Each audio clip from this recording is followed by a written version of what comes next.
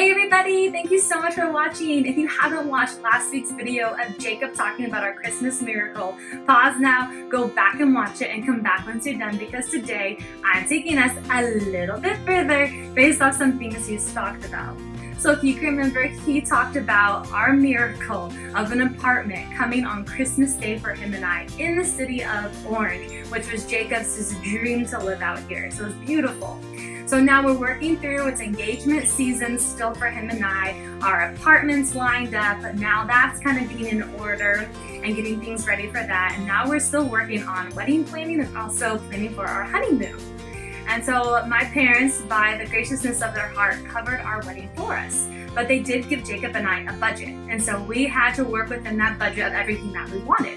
And there were some things that Jacob and I really wanted, but it was not within our budget. At that point, our budget was almost tapped out, and we still needed some major things that would have really just made us special, but not necessarily that we had to have it. But it was just more like icing on the cake for him and I. And so we actually went into prayer. Both him and I remember this moment. We were standing, it was actually in my room at the time, and we were standing in my room, we joined hands, and it was right before, actually right after I showed him our wedding budget and where we were at and how we only had X amount of money left, and there were some things that we really wanted and it was not within budget. And so we just joined hands and we prayed and we asked God for an increase in our budget. We didn't know how that was going to happen. We did not want to ask my parents because they were already paying so much for him and I. So we didn't want to ask them. We didn't know how it was going to happen or where it was going to come from, but we just believed in faith and we asked God for these things to be added to our budget so we could have these other nice things that we were looking for. And we told no one about this, okay? No one, just between Jacob and I. The next day, no joke, the next day I walk out of my room and my dad comes in and he's like, hey, he's like, we're upping your budget.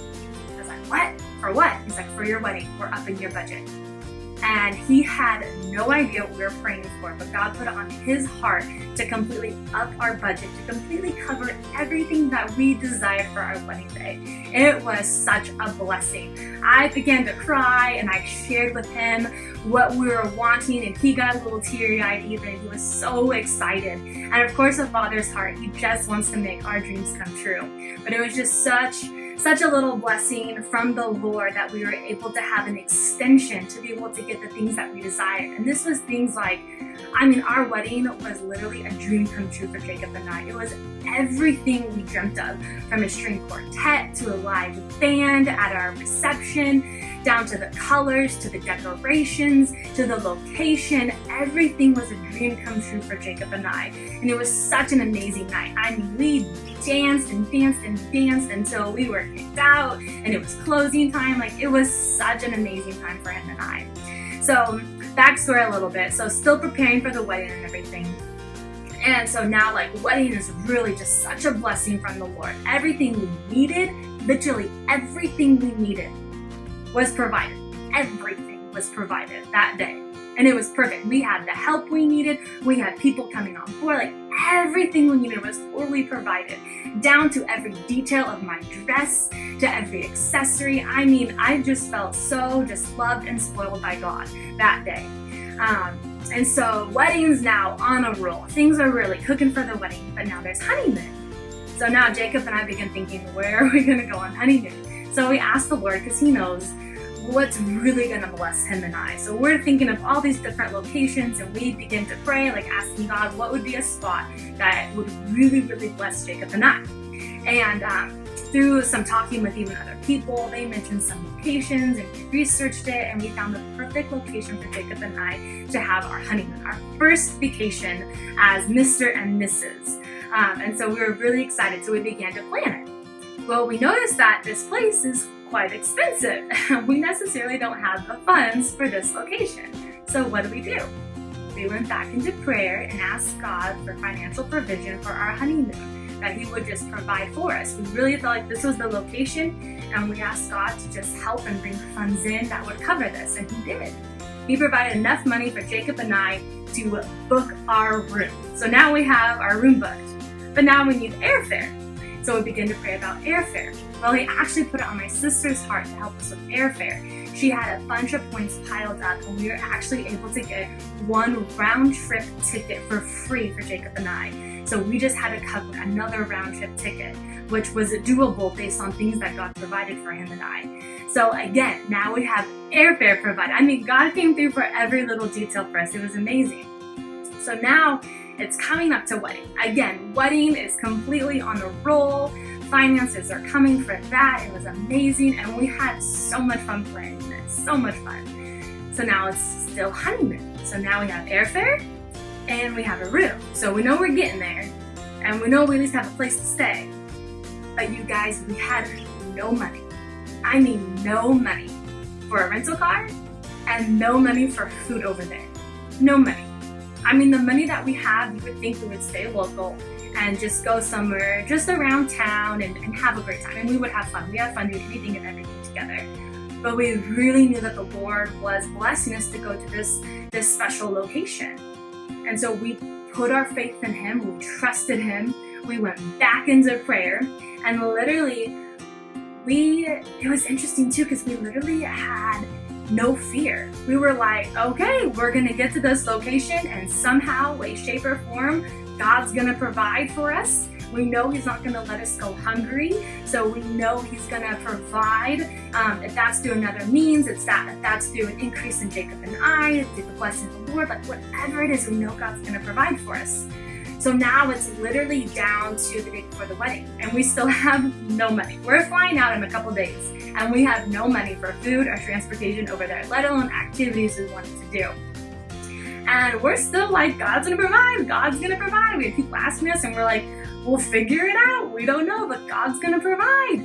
And so we also knew that we were doing a money dance at our wedding. And so we prayed, and we're like, Lord, allow that to be enough funds for him and I to go and have such a blessed time over on our honeymoon, to have the food, the activities, a car rental, all that stuff, and anything else you can think of. Lord, allow that to be enough. And so that's where we put our faith. We put our faith in the Lord. We joined hands again in prayer, and we trusted God to come through. And guess what? He did. Like always, He totally came through for us, okay?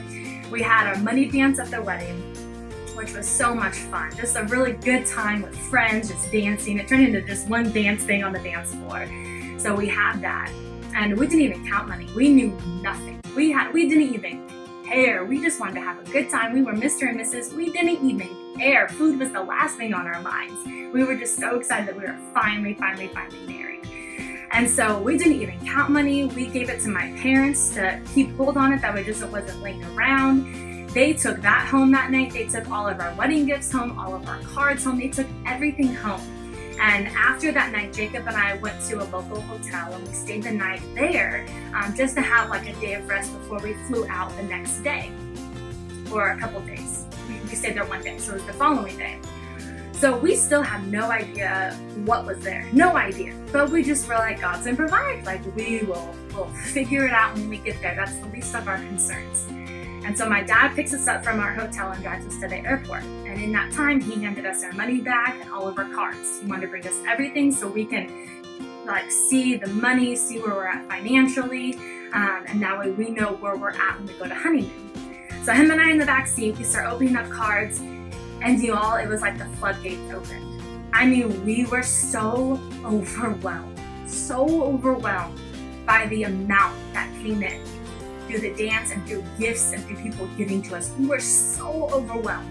We had no idea what was coming and what was in store for us. No idea. We've never done this before. We were expecting maybe a couple hundred and that's it. No. I mean, thousands came in. We were literally in the back seat giggling from joy and just so overwhelmed and thankful for the Lord that all this money came in. We had no idea what was about to take place until that moment happened. So we look at each other and we're like, we're pretty much covered. We have enough money to get anything and everything we want. And let me tell you, our honeymoon was so blessed. The Lord provided for him and I to literally treat up and live beyond where we were living at. I mean, we were able to have the finest of finest dinners, to even do activities we wanted to do, to rent the nice car. Like, I mean, God spoiled us. He really set us off to a great start. And it was such a blessed time for him and I. We literally were just so like overwhelmed and just literally felt so blessed by God that he does provide and he does come through when you put your faith in him, when you put your trust in him, and we don't worry. We literally, guys, that's what we did. We took what we had.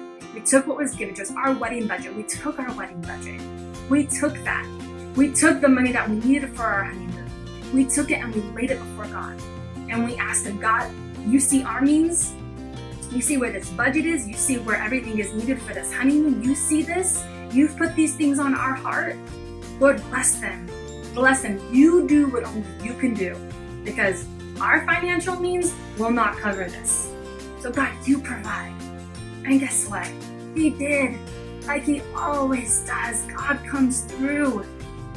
And so I challenge you guys. Look at even your bills, financial things, wherever you guys are at financially. Take a look at it. Lay it before God. Show him, Lord, this is where our income is. This is where we're making the money. This is everything that has to go out. This is where we're at. God, show us, what do we do? What do we do with this, Lord? Provide, make ends meet. But not only make them meet, but God, let us thrive. God doesn't call us just to survive. God wants us to thrive. And so ask him wholeheartedly, in partnership, ask him, Lord, I want to thrive in your kingdom. I want to thrive, and watch what he does for you. I know he'll come through just like he has time and time and time again for Jacob and I. And so you think this may be the end of the story. It's not. God provided for our entire honeymoon, but we came home with a lot more money than we knew what to do with. And we had plans. We knew what we could do with the money. We needed to pay some things off. We knew what we could do with the money. But we asked God what to do with the money first. And next week, Jacob's going to talk about what the Lord had us do with all that leftover money. See, the Lord took care of us first, and then showed us what to do with the rest of the money. So make sure you tune in next week to hear another beautiful story of what God had us do with the leftover money. Stay tuned. We'll see you next time.